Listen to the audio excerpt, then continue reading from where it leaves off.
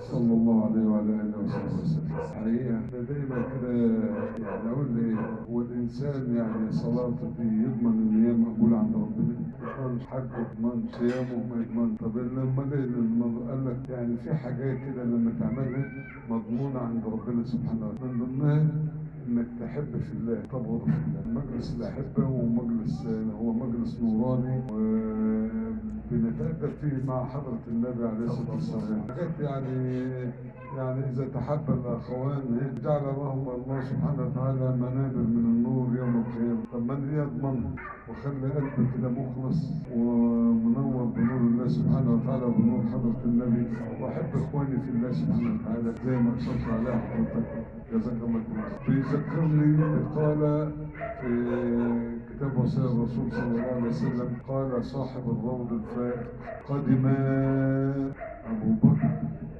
وعلي إلى باب حجرة رسول الله صلى الله عليه وعلى آله وسلم. مين اللي حلال الشرف اللي خبط على باب الحجرة الشريفة؟ فقال أبو بكر: يا علي. وأبو بكر بقى يعني أكبر من علي ب40 سنة تقريبا يعني. قال: يا علي، قدم وكن أول من يقرع باب حجرة النبي صلى الله عليه وسلم. فقال علي: والله ما أنا بالرجل الذي يتقدم على رجل سمعت رسول الله صلى الله عليه وسلم يقول في حقه: ما طلعت الشمس ولا غربت بعد النبيين أفضل من أبي بكر. قول النبي صلى الله عليه وسلم.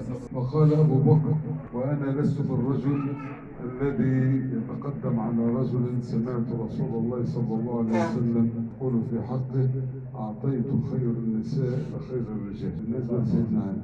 قال علي: وأنا لست بالرجل الذي يتقدم على رجل سمعت رسول الله صلى الله عليه وسلم يقول في حقه: لو وزن إيمان الأمة في كفة وإيمان أبي بكر في كفة لرجحت كف أبو بكر. فقال أبو بكر: وأنا لست بالرجل، وفي كل ده على باب الحكم، وأنا لست بالرجل الذي يتقدم على رجل سمعت رسول الله صلى الله عليه وسلم يقول: إذا كان يوم القيامة يوم الحسرة والندامة يؤتى بعدي وزوجته وأولاده على مركب من مراكب الهدى، فتقول الخلائق: أي نبي هذا؟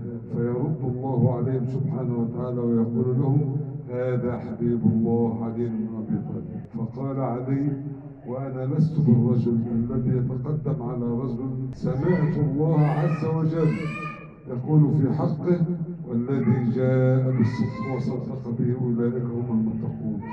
هبط الأمين جبريل على رسول الله داخل الحجر الشريف وقال له: يا رسول الله، السلام يقولك السلام، ويأمرك أن تقوم وتفتح الباب لأبي بكر وعلي، فإن الله قد خصهما وحصنهما بحسن الأدب والرضوان. ففتح الرسول صلى الله عليه وسلم الباب، فلا ده بيقول لي اتفضل وده بيقول لي اتفضل. فقال لهم النبي صلى الله عليه وسلم: والذي نفس محمد بيده لو أن أهل السماوات والأرض كتابا والبحر والأبحر مدادا والشجر أقلاما لعجزوا عن وصف ثوابكما وحسن أدبكما عند الله عز وجل.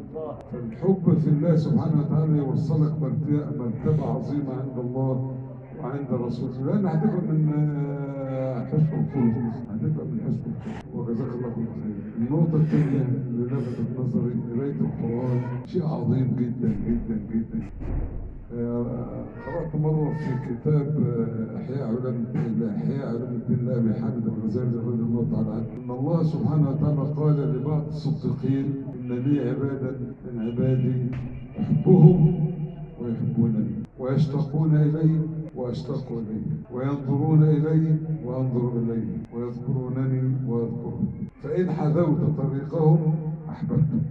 ربنا بيقول لمين؟ للصديق، لبعض الصديقين. وإن عدلت عنهم مقتهم والعياذ بالله. قال: يا رب وما علاماتهم؟ قال: هم يحنون إلى الظل بالنهار كما يراعي الراعي غنم، ويحنون إلى غروب الشمس كما تحن الطير إلى أوكارها، فإذا جنهم الليل وخلى بهم الظلام وخلى كل حبيب بحبيبه نصبوا إلي أقدامهم.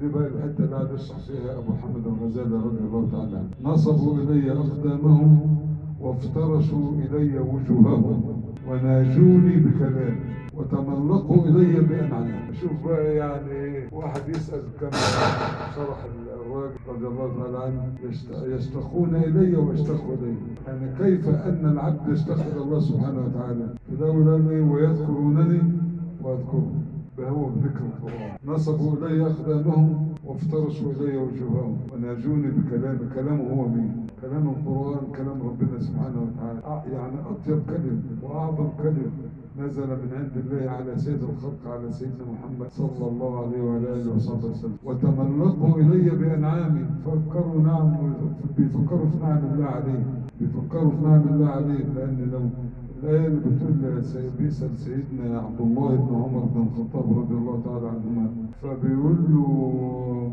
كيف تستغفر الله سبحانه وتعالى؟ أنا واحد بيسأله بيقول له أنت بتستغفر ربنا إزاي؟ قال أستغفر الله العظيم من ظلمي وكفري. قال طب الظلم احنا عارفينه، طب والكفر؟ فقرأ قول الحق تبارك وتعالى إن الإنسان لظلوم كفار. يعني مش كفار هنا بمعنى كفر يخرج عن ملة الإسلام، ولكن لا يذكر نعم الله سبحانه وتعالى عليه، لأنها جاية في إيه؟